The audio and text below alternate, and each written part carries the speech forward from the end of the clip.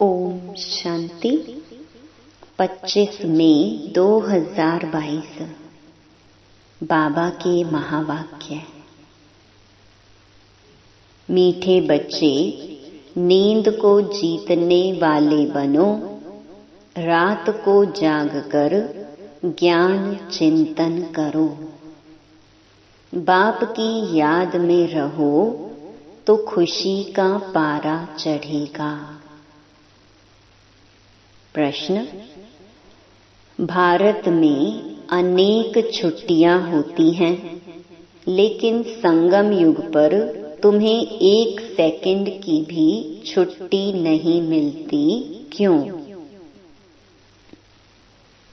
उत्तर: क्योंकि संगम का एक एक सेकंड मोस्ट वैल्यूबल है। इसमें श्वासों श्वास बाप को याद करना है, रात दिन सर्विस करनी है। आज्ञाकारी वफादार बन, याद से विकर्म विनाश करके इज्जत के साथ सीधा घर जाना है। सजाओं से छूटना है। आत्मा और शरीर दोनों को कंचन बनाना है, इसलिए तुम्हें 1 सेकंड की भी छुट्टी नहीं। गीत: हमारे तीरथ न्यारे हैं, हम धरती के सितारे हैं। ओम शांति। बच्चे जानते हैं कि तीर्थ यात्रा 2 प्रकार की होती है, एक रूहानी, दूसरी जिस्मानी। घाट भी 2 प्रकार के हो गए, एक तो नदियों के घाट हैं, दूसरा फिर तुम बच्चों के नए नए सेंटर्स अर्थात घाट बनते जाते हैं। पूछेंगे कि कानपुर में ज्ञान अमृत पीने व ज्ञान स्नान करने के कितने घाट हैं? तो कहेंगे 4-5 घाट हैं। एड्रेस भी सब घाटों की डाली जाती है।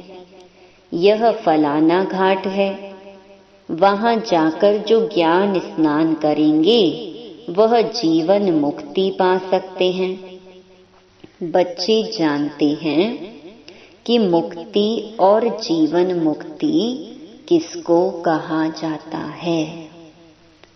बरोबर भारत जीवन मुक्त था, उनको ही स्वर्ग कहा जाता है। फिर जीवन बंध में आते हैं तो उनको नरक कहा जाता है।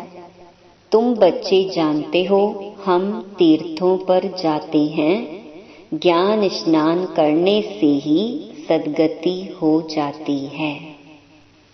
सद्गति का साक्षात्कार भी तुम बच्चों को हुआ है।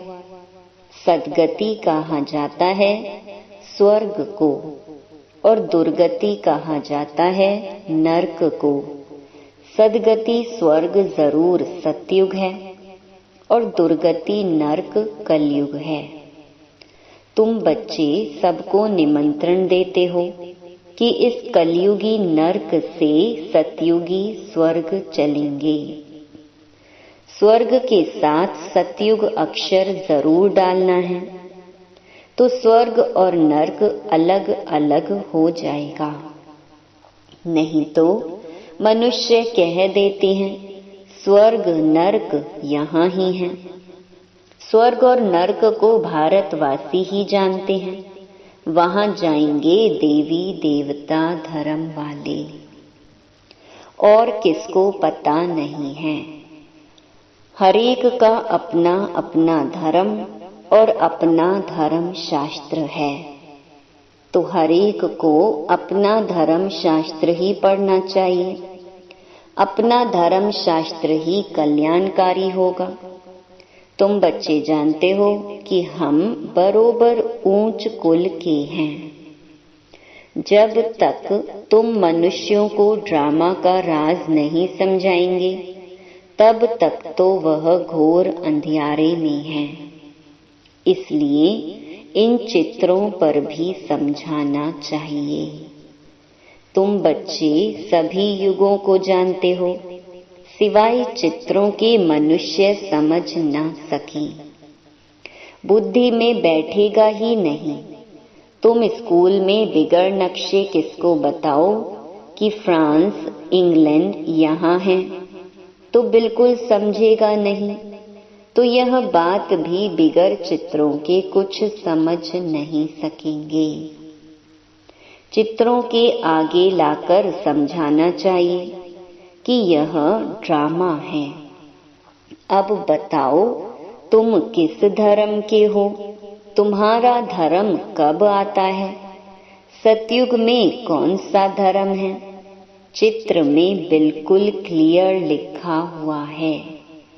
सतयुग त्रेता में सूर्यवंशी, चंद्रवंशी जब थे तो और धर्म था नहीं।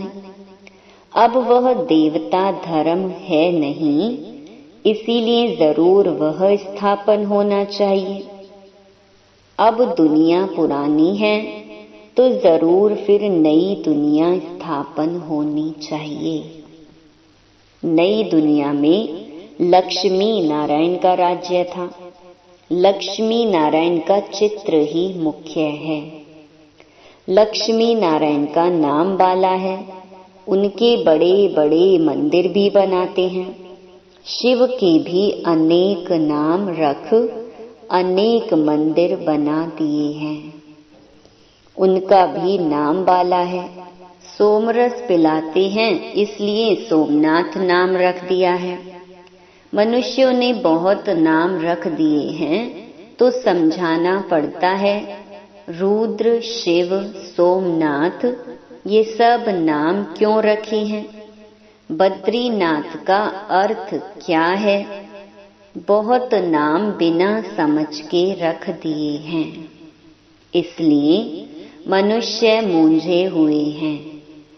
इसका यथार्थ नाम ही है रुद्र गीता ज्ञान यज्ञ। बाप कहते हैं, इस मेरे ज्ञान यज्ञ से यह विनाश ज्वाला प्रज्वलित हुई है। यह है भगवानुवाच।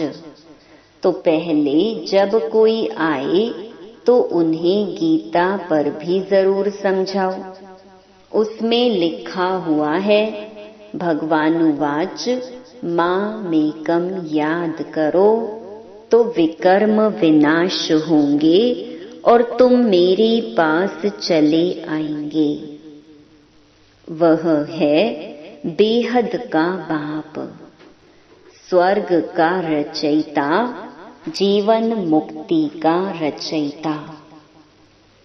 नाम ही है हेवनली गॉड फादर, जो हेवन की स्थापना करते हैं, हेवन में रहते नहीं हैं। हेवन स्थापन करने वाला है भगवान।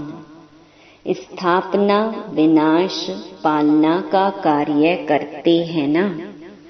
तो अब बाप कहते हैं, मुझ पारलौकिक बाप को याद करो और अपने को अशरीरी आत्मा समझो, नहीं तो मेरे पास कैसे आएंगे?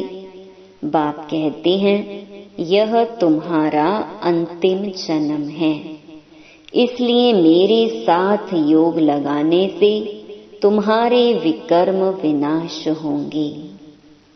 इसको योग अग्नि कहा जाता है। मनुष्य तो तंदुरुस्ती के लिए अनेक प्रकार के योग सिखलाते हैं। अब पारलौकिक बाप कहते हैं, मेरे से योग लगाओ और इस ज्ञान की धारणा करो तो तुम्हारे विकर्म विनाश होंगे और फिर मैं तुमको सतयुग वैकुंठ की बादशाही दूंगा। तो मानना चाहिए ना।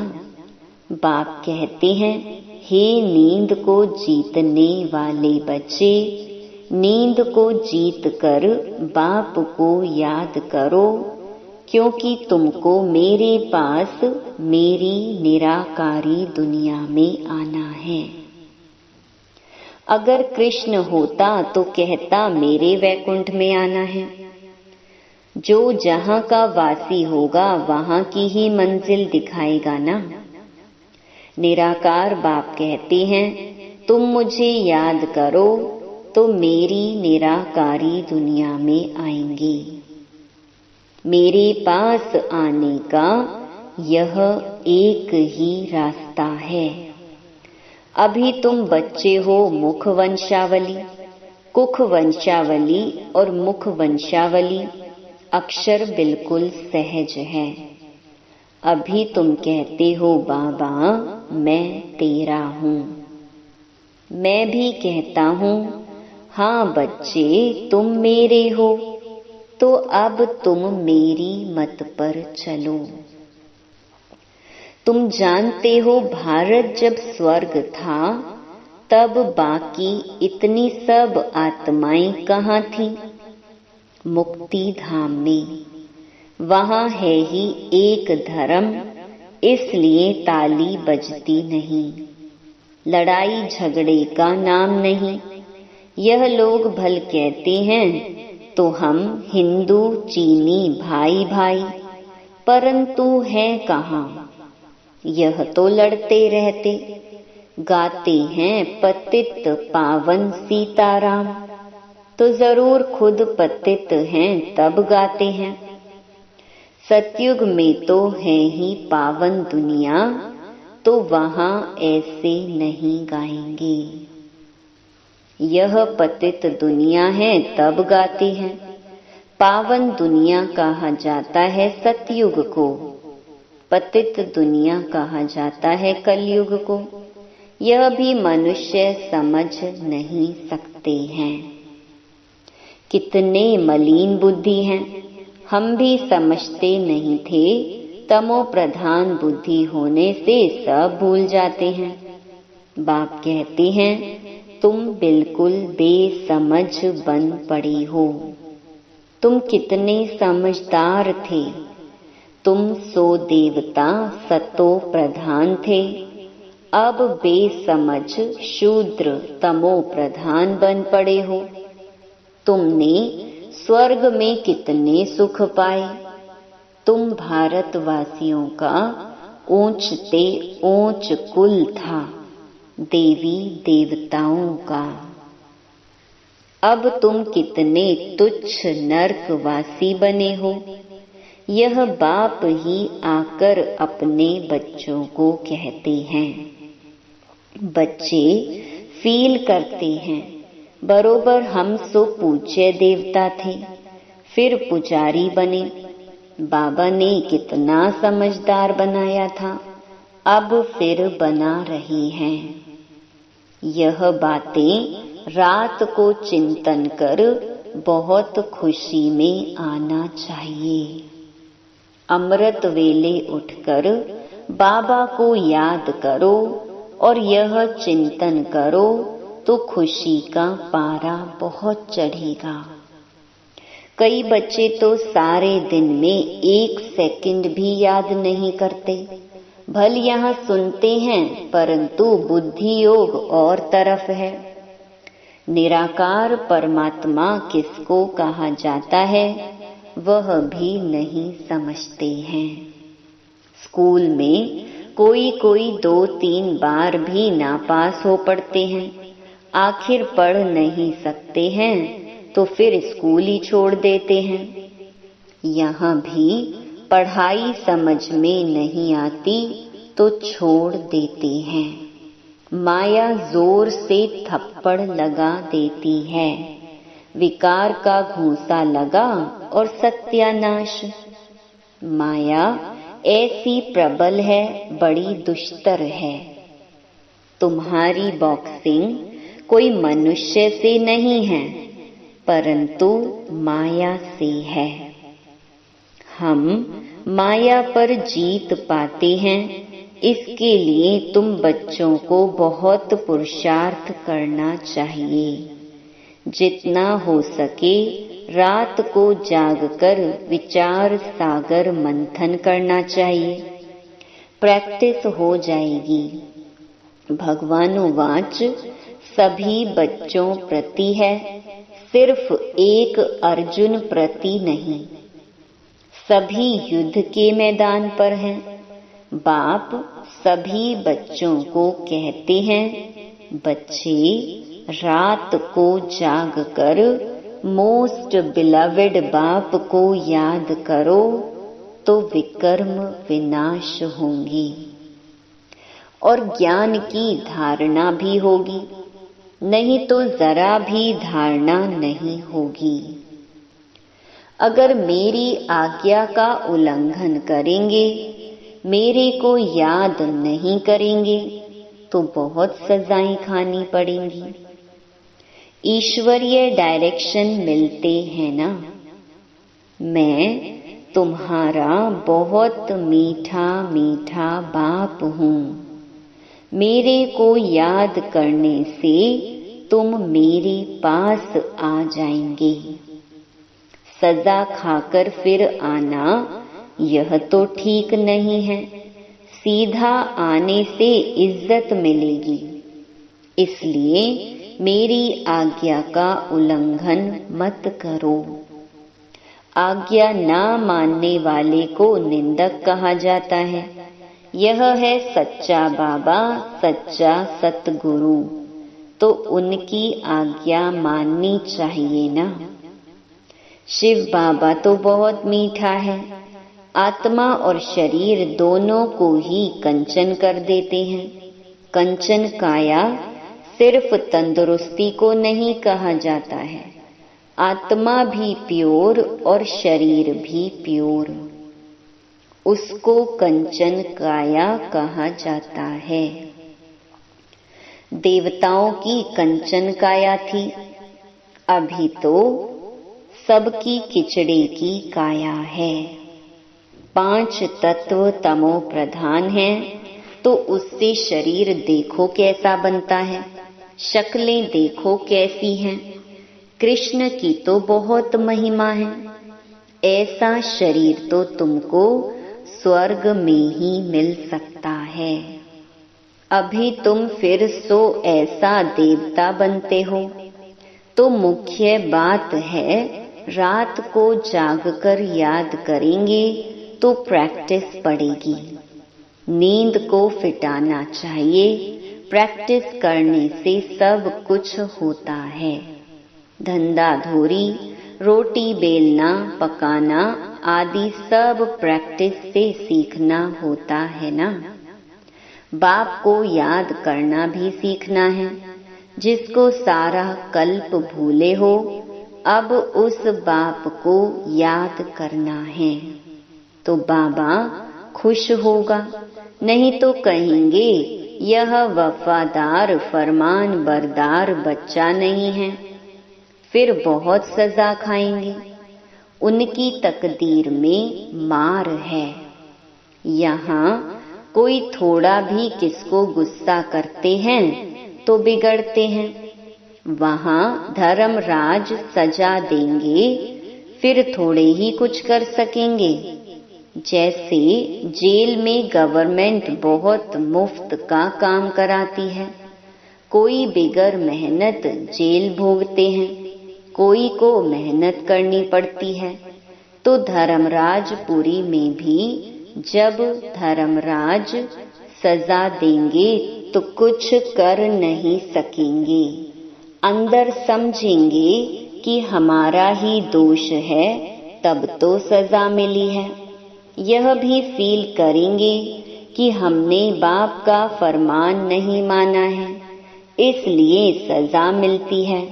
इसलिए बाबा कहते हैं, जितना हो सके मुझे याद करो। अच्छा देखो, भारत में जितनी सबको छुट्टियां मिलती हैं, उतनी और कहाँ नहीं मिलती। परंतु यहाँ हमको 1 सेकंड भी छुट्टी नहीं मिलती, क्योंकि बाबा कहते हैं, श्वासों श्वास याद में रहो। एक एक श्वास मोस्ट वैल्यूबल है। बच्चों को रात दिन बाबा की सर्विस में रहना चाहिए। तुम ऑलमाइटी बाबा के ऊपर आशिक हो या उनके रथ पर या दोनों पर, जरूर दोनों पर आशिक होना पड़े। बुद्धि में यह रहेगा कि वह इस रथ में है, उनके कारण तुम इस पर आशिक हुए हो। शिव के मंदिर में भी बैल रखा हुआ है, वह भी पूजा जाता है। कितनी गुहिया बातें हैं जो रोज नहीं सुनते, वह कोई न कोई बातें मिस कर देते हैं। रोज सुनने वाले कभी फेल नहीं होंगे, मैनर्स भी अच्छे रहेंगे। बाबा को याद करने में बहुत बड़ी प्रॉफिट माना फायदा है। फिर उनसे भी बड़ी प्रॉफिट बाबा की नॉलेज को याद करना। योग भी प्रॉफिट, ज्ञान भी प्रॉफिट। बाबा को याद करने से तो विकर्म विनाश होते हैं और पद भी ऊंच मिलता है। जहाँ बाबा रहते हैं वह है मुक्ति धाम, ब्रह्म लोक। लेकिन सबसे अच्छा है यह ब्राह्मणों का लोक। ब्राह्मण जनेऊ जरूर पहनते हैं, चोटी भी रखते हैं, क्योंकि बाबा हम ब्राह्मणों को चोटी से पकड़ ले जाते हैं। अच्छा, मीठे मीठे सिकिलधे बच्चों प्रति माता पिता बाप दादा का याद प्यार और गुड मॉर्निंग। रूहानी बाप की रूहानी बच्चों को नमस्ते। धारणा के लिए मुख्य सार। पहला, शरीर और आत्मा दोनों को कंचन बनाने के लिए बाप को याद करने की आदत डालनी है। कभी भी आज्ञा का उल्लंघन नहीं करना है। दूसरा, पढ़ाई के समय चेक करना है कि बुद्धि इधर उधर भागती तो नहीं है। कभी भी पढ़ाई मिस नहीं करनी है। माया की बॉक्सिंग में हार नहीं खानी है। वरदान, सर्व आत्माओं को शुभ भावना शुभ कामना की अंजलि देने वाले सच्चे सेवाधारी भव। सिर्फ वाणी की सेवा ही सेवा नहीं है, शुभ भावना शुभ कामना रखना भी सेवा है। ब्राह्मणों का ऑक्यूपेशन ही है ईश्वरीय सेवा। कहाँ भी रहते सेवा करते रहो। कोई कैसा भी हो, चाहे पक्का रावण ही क्यों ना हो। कोई आपको गाली भी दे तो भी आप उन्हें अपने खजाने से शुभ भावना शुभ कामना की अंजलि जरूर दो, तब कहेंगे सच्चे सेवाधारी। स्लोगन, पवित्रता ही ब्राह्मण जीवन का मुख्य फाउंडेशन है। धरत पर ये धर्म ना छोड़िए। ओम शांति।